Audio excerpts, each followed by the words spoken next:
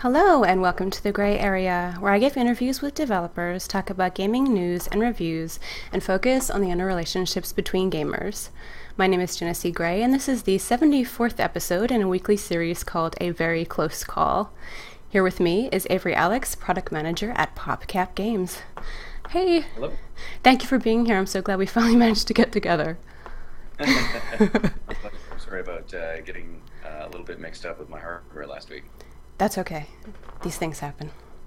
Last week's episode was a discussion with Chris Scott from Chocolate Lemon and 8-Bit about Evo and competitive gaming. Please visit www.genesee.com to add to the forum discussion on that topic and to tell me your story.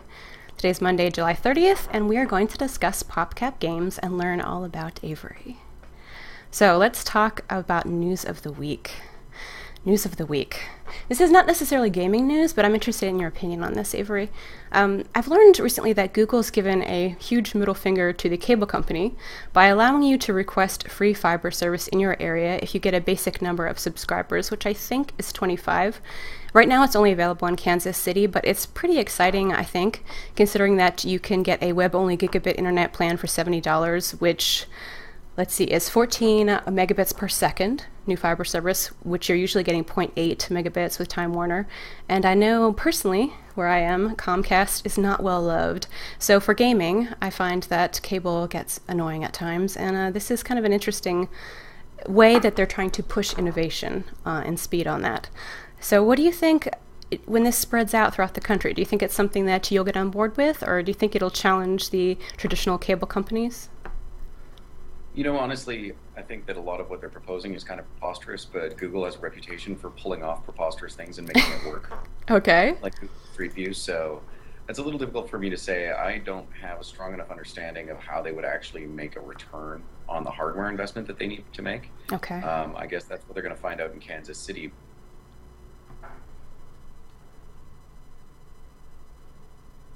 Ooh, did I just lose you?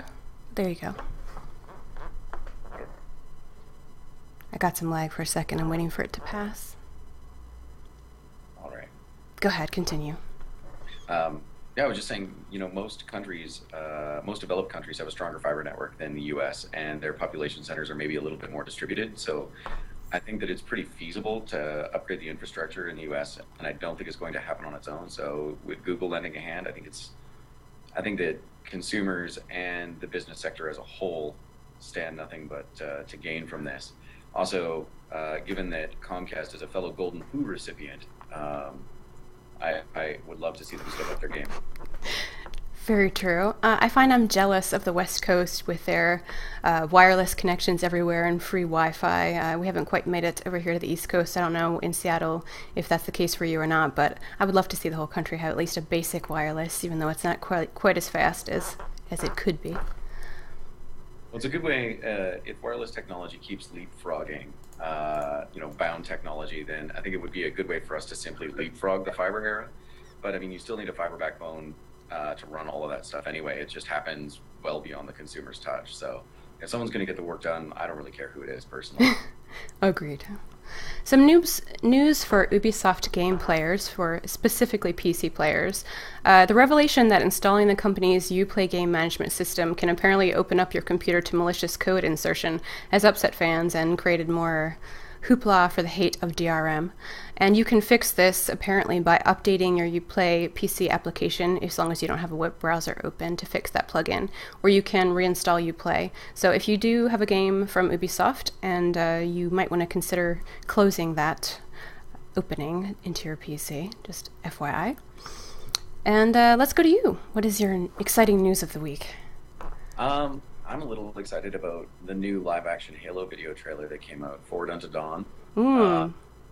We've kind of been waiting for, and I was talking with a friend of mine about this quite a lot last week, but we've been waiting for a live-action Halo video of any real caliber since rumors of Peter Jackson and Weta doing something back in 2007. There have been a couple kind of good commercials and a couple of interesting trailers that came out, but this looks like it's the first real major effort. And then it also completely caught my eye. Because it was shot where I did my undergrad studies in Vancouver. So, like a lot of television shows, Battlestar Galactica and things like that, it's all shot in the same place. Awesome. A little excited. Are they giving a projected date? Yeah, I think they're planning on doing 5 15-minute episodes in October, and my understanding is that, and at this point, I think this is potentially hearsay, but if you miss it, it'll be edited together into like an hour and a half long feature instead of 15-minute episodes. So there should be some sort of like collective whole where you don't have to sit through trailers in between or anything. Excellent. Okay, well, that seems something to check out.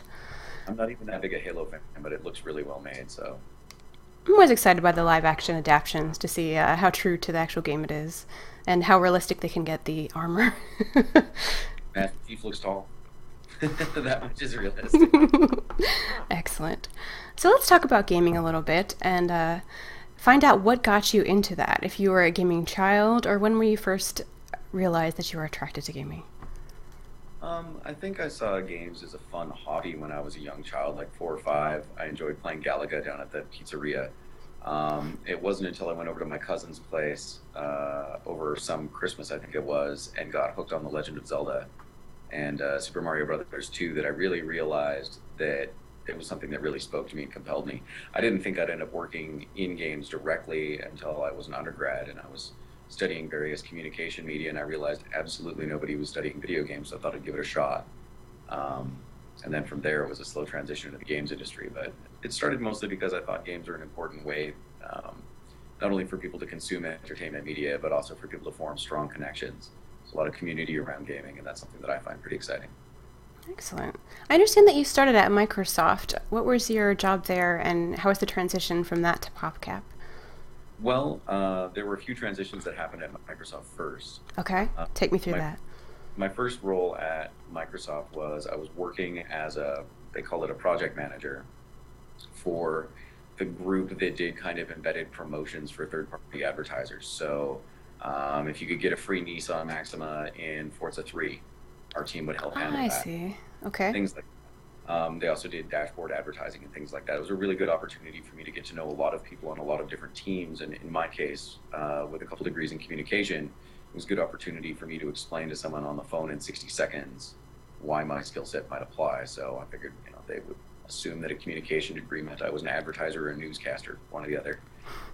So it was a great first step into the games industry. From there, I kind of took my project management skills and the connections that I was able to make, and I ended up working at Xbox Live, where I managed the community and events portions of the dashboard, as well as doing some UI work around the launch of the NXE when they redid the Xbox dashboard. Okay. So it went from the old style to the new thing with the avatars and that new dashboard. So I got to participate in the creation of that and running that for a couple of years. I came over to PopCap kind of as a careful lateral step. I moved on to social games here at first because Xbox Live is very much a service, and social games, much more than a packaged digital product, really ought to be run as a service because you're constantly releasing, constantly updating. You're looking at considerations you don't normally have in a packaged retail good, like user churn and re-engagement and things like that. So PopCap was looking for someone with project management and game production experience in a service instead of a retail good, and that made for a good transition for me here. I see. Can you define some of those terms for me? I'm not familiar with user churn, or I think you said re-service, something like that. Re-engagement, yeah. Yes, so re-engagement. These are kind of like subscription-based words, right? So churn is the number of users that you lose over a given time period. So you might, if you're a cell phone provider or something like that, you might lose 1 million subscribers every month. Okay. That's your churn rate. And you want to make sure that you're acquiring more users than your churn rate, otherwise you're simply going to fail.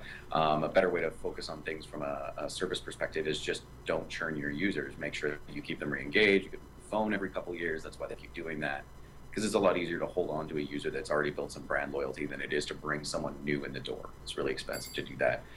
That's the term re-engagement refers to anytime you get someone involved in software as a service to come back. So if you might re-engage with Facebook if you haven't logged in a week, but then you get an email saying, hey, your friends have left you messages, come check it out. You could log back into Facebook. That's a re-engagement effort. We do the same things in games all the time. It's just social games offer a little bit more opportunity to do that. And now that I'm working I work with social games at PopCap, but also with mobile games, there's starting to be a lot more re-engagement efforts there, like push messages that go out to your phone and say, hey, it's your turn in Words with Friends. don't forget to get back to your mother because your game's going to end in 24 hours or something like that. Right. Yes, I get some of those myself. Your pets need you. Yes. Yeah. Yes. So as a product manager, it seems like you have a lot of skills in marketing. What sort of things do you do other than host events to try to get people interested in these things? Well, some of my background's in marketing. Not all product managers, have a very strong marketing background. You can kind of look at the term as sort of interchangeable with the word producer. So because of my background, I'm a little bit more familiar with marketing efforts than some PMs might be. When I first came on at Popcap, my role was to be one of two producers basically on our title Zuma Blitz, which was a social game. Yes. So there was, I was focused on everything from helping deliver back-end systems that would allow us to serve media into the game, as well as ensuring that we had good email programs connected in with a proper sort of user addressability, so we could determine, what audience segment they might fall into. So if you've hit level 7 and it took you 12 days, you're a little bit slow at it, we'll give you some tips, we'll send you some, freebies, and encourage you to check out this video stream that offers, more behind the scenes and tips because you need a little helping hand. So those are the kind of marketing efforts that were involved at the time in that. And then kind of there's obviously a lot more kind of tactical execution on engineering considerations as well. But I have since then reorganized away from game development back into marketing. So now I work in marketing as a product manager. Okay. Well, it seems like you did a good job considering that Zuma Blitz was the winner of the IGN's Facebook Game of the Year, King of Swag. I just think I call it the King of Swag, the Facebook Game of the Year, which is excellent. It was fun. I take much credit for it. It was a really, really giant, brilliant team that had done a lot of work before I started. So excellent. So what would you say is the difference working for Popcap versus Microsoft as far as the environment? Let's just leave it open like that. Wow, there's a lot of differences. Obviously, I think the first thing I should say is that Microsoft is such a big company. I can't say what it's like to work at Microsoft. With 50,000 employees and who knows how many contractors, every team can have a really different, feel and culture. Microsoft is a great place. I could see that. A fantastic employer.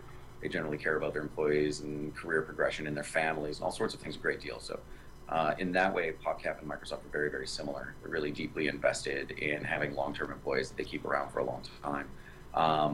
The environment at Popcap is a little bit more quirky, just people tend to be relatively direct. So, really? Okay. At Popcap? I'm sorry, that's yeah. Some loud music happening in the background.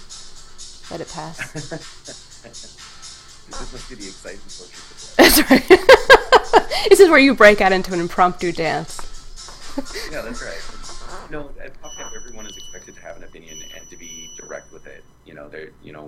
It's an environment in which if I have a really strong opinion of something, I can cut all the way through the chain, go all the way up the ladder to the very top and go talk with someone about it and say, hey, by the way, this project I'm not involved with at all. I have some feedback and I'd like you to hear it, and they're expected to hear it, and I'm expected to know what I'm talking about. Microsoft is a little bit more structured and hierarchical than that. Okay. Probably needs to be. You wouldn't want every single person, going to the lead architect of Windows and saying, by the way, I used Windows last week and here's what I thought. Is there a difference in number of employees? I mean, obviously Microsoft is huge. I don't know what the average employee count of Popcap is, but I can imagine that it would be a little more intimate. A lot. Yeah, I think we're still growing, but I think we're at about maybe 650 people now worldwide. Okay. It's been growing quite a lot, but it's still a tiny drop in the bucket compared to the number of people working at Microsoft. Of course, now that Popcap's been acquired by Electronic Arts, the difference is starting to close a little bit. But Popcap operates pretty strongly at this point as a satellite on our own. So okay, do you suspect you'll continue to have that anonymity where you're kind of completely separate, and or do you expect there'll be some more merging with EA? There's going to be more and more merging, but one of the things that they've been very clear all the way right up to the very top.